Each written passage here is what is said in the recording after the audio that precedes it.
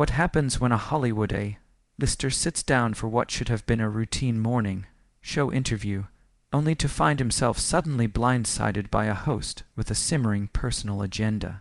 That was exactly the question viewers around the world found themselves asking after what unfolded in the Good Morning America studio that Tuesday morning, an encounter so tense, so unexpectedly confrontational, that people are still debating whether it was a misunderstanding, a setup, or something far more calculated. The atmosphere inside the studio was heavy, almost electric, the kind of tension that usually doesn't belong in a brightly lit morning show environment. The glossy floors, the crisp blue backdrop, and the cheerful morning graphics flashing across screens could do nothing to soften the edge that crept into the air. It felt as though the entire room was holding its breath. What began as a simple, cheerful TV promotion for Mark Wahlberg's latest action thriller, something he had done countless times throughout his career, quickly spiraled into one of the most uncomfortable exchanges ever broadcast live on national television. Mark Wahlberg arrived on set with his usual grounded confidence. The moment he stepped onto the stage, he flashed that unmistakable Boston smile, the one audiences had come to associate with both charm and toughness.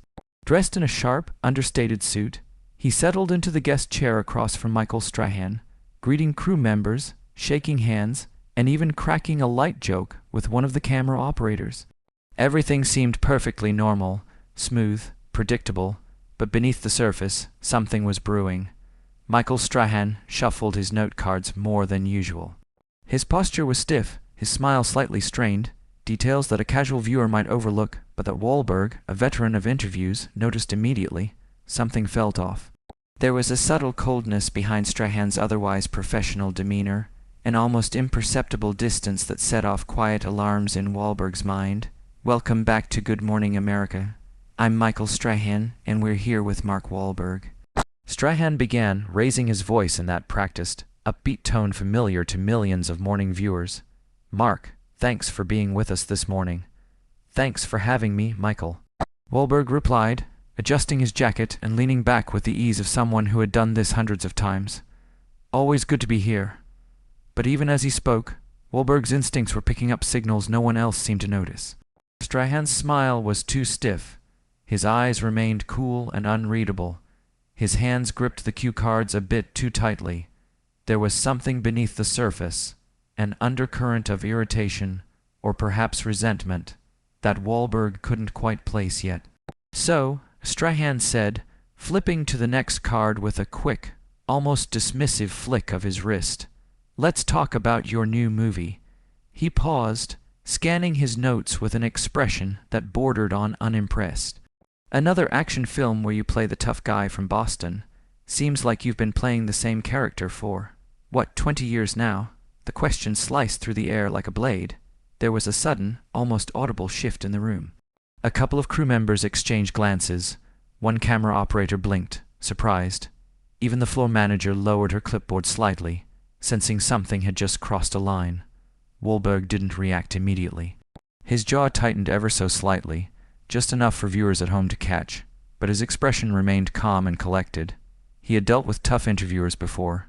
He knew how to stay composed. Still, there was no mistaking the provocation in Strahan's comment. It wasn't a question, it was a challenge. "Well," Wahlberg began, choosing his words carefully, "I think each character brings something different to the table, Michael." His tone remained even, but there was a subtle firmness behind it. "This role in particular required a lot of physical preparation and emotional depth that I haven't explored before." Strahan didn't nod, he didn't smile, he didn't acknowledge the professionalism in Wahlberg's answer. Instead, he stared at him with an expression that felt almost confrontational, as though he was waiting, hoping, for Wahlberg to slip, to lose his composure, to snap, and Wahlberg felt it. The studio lights blazed hotter. The silence between questions stretched uncomfortably long. The tension seemed to thicken with each passing second.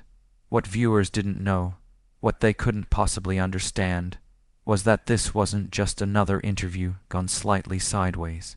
There was history here, something unspoken, something personal, and whatever it was bubbling beneath the surface, threatening at any moment to explode on live television. But Wahlberg held steady. He wasn't about to give Strahan the reaction he seemed to be fishing for. Instead, he leaned forward slightly, resting his hands on his knees, meeting Strahan's gaze with the calm confidence of someone who had weathered storms far greater than this. "You know," Wahlberg said, his voice warm but edged with subtle assertiveness, "I think audiences appreciate authenticity. Whether I'm playing a tough guy or a vulnerable character, I'm always bringing something real. That's why people connect with the films." Strahan's eyebrow twitched. It was small, almost unnoticeable, but it told Wahlberg everything he needed to know. This wasn't over, not by a long shot. And as millions watched from their living rooms, sipping coffee, sitting in offices, or scrolling through clips online, one thing became clear. This interview was about to become the most talked-about moment in morning show history. Strahan repeated the phrase slowly, almost savoring it, as if it were some kind of private joke only he understood.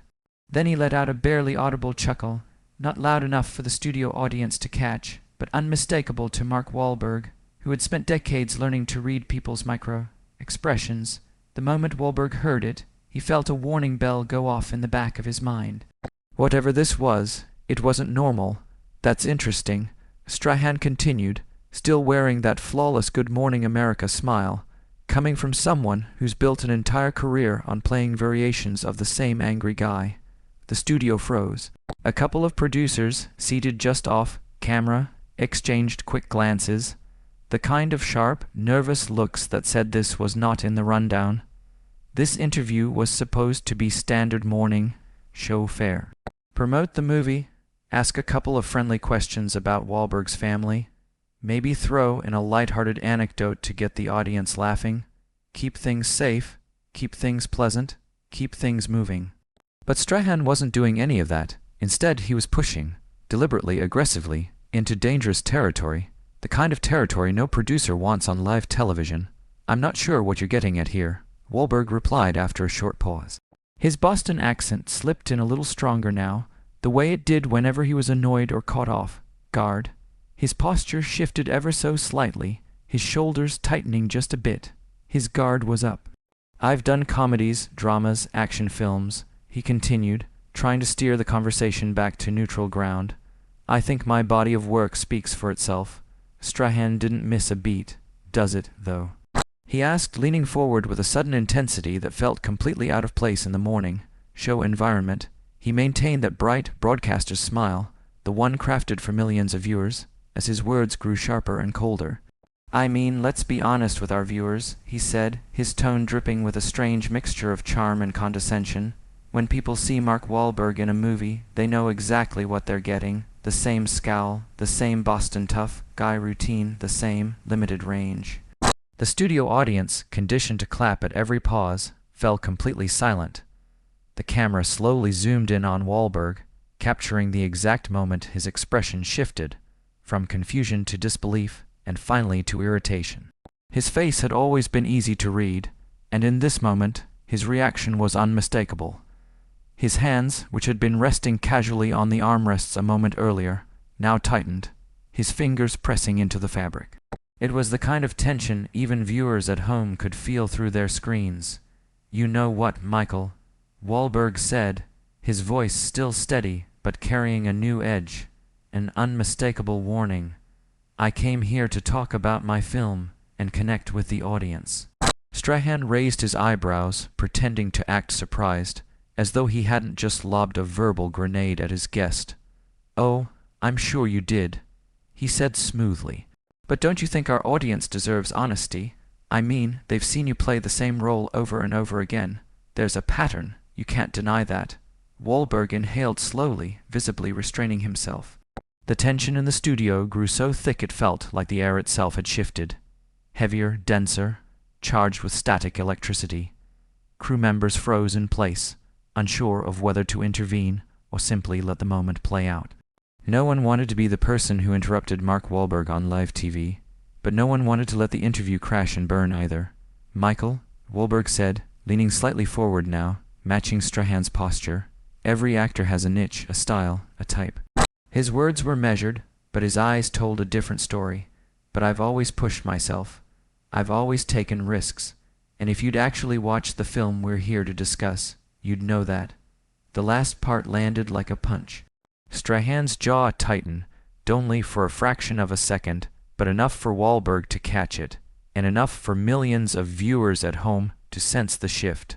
Strahan glanced briefly toward the production booth, as though checking for signals or confirmation. None came. The control room wasn't going to save him, or perhaps they didn't know how, so he leaned back in his chair, crossing one leg over the other, and replied with manufactured calm. "Oh, I watched it," he said, though the doubt in his tone suggested otherwise. "I just didn't see anything new. That was it." Something inside Wahlberg snapped. Not loudly, not dramatically, but quietly, firmly, with conviction. He straightened up in his seat, his entire demeanor shifting from relaxed guest to someone who had just been pushed too far. All traces of polite celebrity charm faded. His expression hardened, not angry but resolute, determined. "Done playing along. Let me explain something to you," Wahlberg said, his voice low but carrying enough power to cut through the tension like a razor. "I work hard, I commit to my roles. I've built a career on discipline, dedication, and delivering for audiences around the world. So if you want to have a real conversation, fine, let's have one, but don't disrespect my work to get a reaction." A ripple moved through the studio, shock, awe, and something close to admiration. Strahan opened his mouth to respond, but for the first time in the entire interview, he hesitated. He had poked the bear. And now he was face to face with the consequences. Wahlberg leaned back slowly, never breaking eye contact. "I showed up here in good faith," he said. "I don't mind tough questions, but if you're here to belittle my career, then maybe this isn't the interview you thought it would be." The silence that followed was deafening. Millions of viewers watched, breathless, waiting for what would happen next. The studio crew held their positions like statues. This wasn't just an interview anymore. It was a showdown. And everyone knew it. "If you want to turn this into some kind of roast, maybe you should have told me that beforehand," Wahlberg shot back, his patience thinning but his composure still intact. The studio air had become heavy, so heavy that even the audience, who had no idea what was happening behind the scenes, sensed that something was very wrong. Strahan didn't flinch. "I'm just asking the questions our viewers want answered," he replied with a silky calmness that felt more like a provocation than professionalism. He glanced down at his stack of note cards again, flipping to a new section with deliberate slowness, as if preparing the next blow. "Speaking of which," he continued, "let's talk about your past." The shift in topic was so abrupt, so sharp, that a couple of camera operators instinctively looked at each other, silently mouthing, "Is he serious?" This wasn't just off-script. This was the kind of line producers explicitly warn hosts not to cross in a live segment. "You've been very open about your troubled youth." Strahan went on, his voice deceptively smooth. "The mistakes you made growing up, some of the legal issues you faced, the time you spent locked up." He paused just long enough for the tension to peak, then added, "Do you ever worry that your background, your criminal past, might be limiting the kinds of roles you get offered today?" The question landed like a sledgehammer. Even through the bright studio lights, you could see Wahlberg's expression shift. His jaw tightened, his posture stiffened, his eyes narrowed just enough to signal his disbelief. This wasn't curiosity. This wasn't journalism. This was an ambush.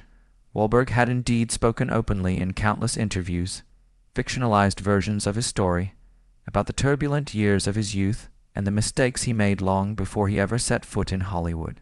He had used those experiences to inspire kids, to talk about accountability, responsibility, growth, and redemption.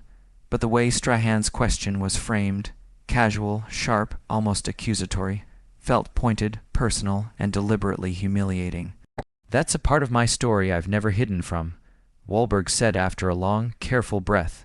His voice was tight but steady, controlled, the kind of tone a person uses when they are holding back far more emotion than they are willing to reveal on camera. "I've always been honest about the choices I made when I was young. There was no smile now, no charming actor persona, just raw sincerity. I've talked about those mistakes because I want people, especially young people, to understand there are consequences to your actions," he continued. "And I've spent decades giving back, trying to do things that actually help communities instead of hurt them. His words rang with conviction, but Strahan didn't back down. Instead, he leaned forward in his chair, elbows on his knees, as if he were zeroing in on a weakness. "But do you think Hollywood sees it that way?" he pressed. "Because from where some people are sitting, it feels like your past has followed you." He tapped his card lightly, heightening the tension. "Some people think it might be the reason you're rarely cast in roles that require emotional vulnerability."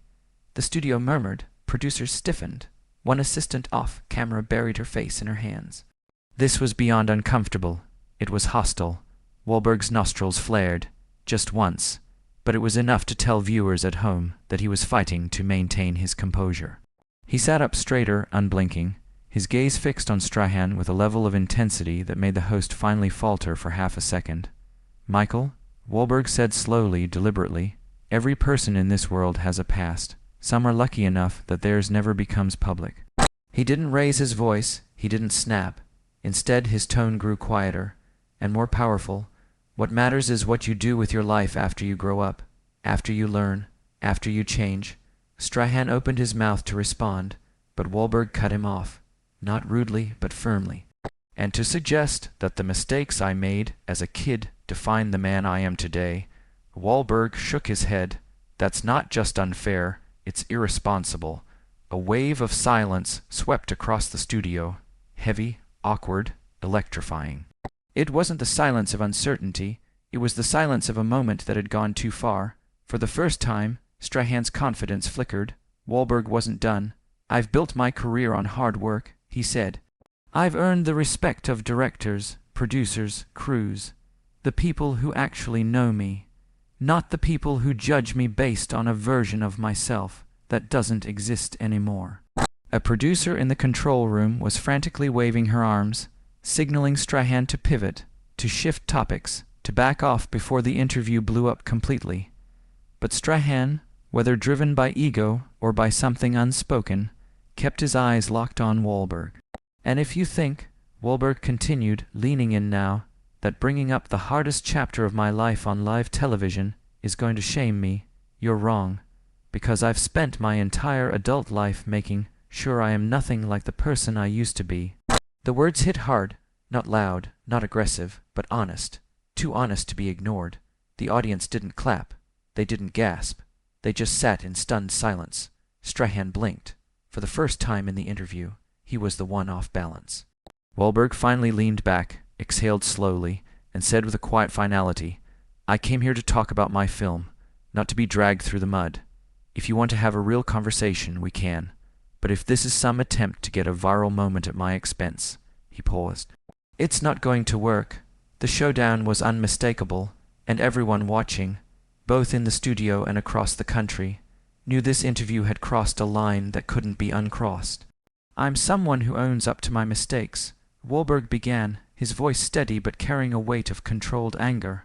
"I work hard every single day. I try to be a good father, a good husband, a good man. And you?" He leaned forward slightly, eyes piercing, holding Strahan's gaze. "What kind of person ambushes a guest on live television like this?" The tension in the studio was now palpable, almost suffocating. Crew members froze mid-motion. Production assistants waved frantically, trying to signal Strahan to move on, to pivot to a safer, pre-approved question. The flashing lights of the cameras caught in Wahlberg's eyes, making them gleam with intensity. Every microphone, every lens seemed to focus not on the staged performance of a morning show, but on a confrontation that had suddenly become far too personal.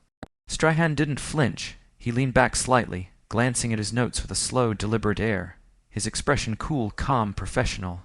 "I'm just doing my job," he said, his tone deceptively casual. "Asking tough questions, that's what journalists do, right?" Wahlberg let out a short, bitter laugh, not a friendly chuckle, not the Boston charm that usually disarmed interviewers. This was a sound laced with disbelief and rising anger. "Is that what you call this?" he asked. His voice hardened, the Boston accent thickening as his temper started to surface. "Because from where I'm sitting, this feels more like a hit job than a question. A calculated attempt to throw me off balance." The words hung in the air like a challenge. Strahan's face, usually smooth and composed, hardened ever so slightly. The well-practiced mask of mourning, show pleasantries began to crack, revealing a flicker of something sharper, something more personal beneath the public persona. He leaned back in his chair, crossing his arms with a casualness that felt deliberate, almost confrontational. A pose designed not to appear relaxed, but to signal dominance, to assert control over the narrative. "A hit job," Strahan repeated, his voice dripping with mockery, slicing through the charged air of the studio.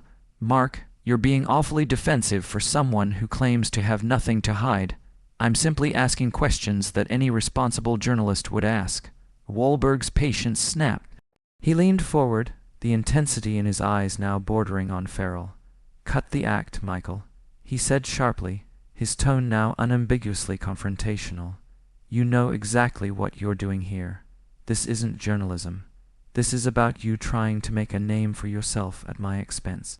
Strahan's cool exterior faltered just slightly before he let out a laugh. This one genuine, but cold and calculated, the kind that carries an undercurrent of threat. His eyes never left Wahlberg's face, scanning every reaction, studying every flicker of expression, every twitch, as though the moment were a game of chess and Wahlberg was his most valuable piece. "Make a name for myself," Strahan said, leaning forward, his voice sharp, confident, almost predatory. "Mark, I've been in television longer than you've been making movies worth watching. I don't need to use you for anything." The words landed like a physical blow. Wahlberg's face flushed red, his jaw tightening, as if clenching through bone. His hands gripped the leather armrests so tightly that the leather creaked under the pressure. He could feel the pulse of adrenaline rushing through his veins, a warning that the calm composure he had been maintaining was fraying fast. The entire studio seemed to pause, the silence stretching like a taut wire between the two men. "You want to talk about making names?" Wahlberg shot back, his voice rising now, each word deliberate, each sentence striking with controlled fury. "Let's talk about how you went from riding the bench in football to riding the coattails of better hosts on this show." Strahan's composure cracked for the first time. His voice rose, betraying a hint of defensiveness he rarely allowed to surface. "Riding the bench," he said, his own temper flaring. The carefully constructed facade of the morning show host, the rehearsed charm, began to slip. What remained beneath was raw, human, and unmistakably irritated. "I was a Super Bowl champion," Strahan continued, his voice louder now, his pride evident. "Something you'll never understand, because the closest you've come to real athletics is pretending to be tough in movies." The studio absorbed the comment like a shockwave. Crew members exchanged uneasy glances. The camera operators, trained to maintain focus at all costs, seemed to hesitate. Even the audience, who had come expecting a light, entertaining morning interview, sensed that the stakes had changed dramatically. This was no longer about promotion. This was about pride, about legacy, about respect. "At least I earned my success," Wahlberg shot back, his voice rising, resonating with both anger and disbelief. "I didn't get handed a television job because a network needed to fill a quota.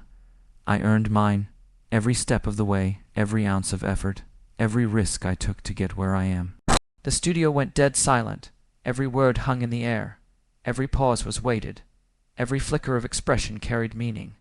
Even the cameras seemed to pause, capturing the tension in its raw, unfiltered form. Wahlberg's comment had crossed a line that couldn't be uncrossed. There was no turning back from the intensity of this moment. Every crew member, every producer, every assistant knew they were witnessing a confrontation that would not soon be forgotten. Strahan's eyes narrowed, his carefully constructed mask of control slipping further under the heat of Wahlberg's rising fury.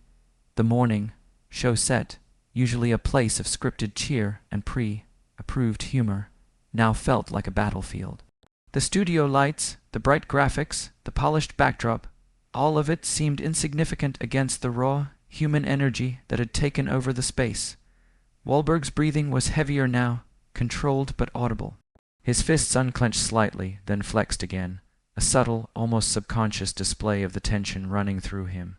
Strahan's posture stiffened. The balance of power had shifted, subtly but unmistakably. And everyone in the studio, crew, audience, and even those behind the cameras, felt it. "You want to test me?" Wahlberg said finally, his voice steadier but still sharp, rising above the silent hum of equipment. "Fine, but know this, I didn't come here to be tested. I came here to talk about my work, my craft, and my film. And if you think you can intimidate me or tarnish my reputation for your ratings, you're wrong." The words lingered in the room like a storm cloud ready to burst. The cameras captured every detail: the flush in Wahlberg's cheeks, the tightening of his jaw, the subtle twitch in Strahan's eyebrow, as he realized that the guest before him was no longer playing by the rules of morning television. The studio was silent except for the faint buzz of the equipment. Everyone understood. They were witnessing more than an interview. They were witnessing a confrontation of egos, of legacies, of pride and principle, played out under the unforgiving scrutiny of live television.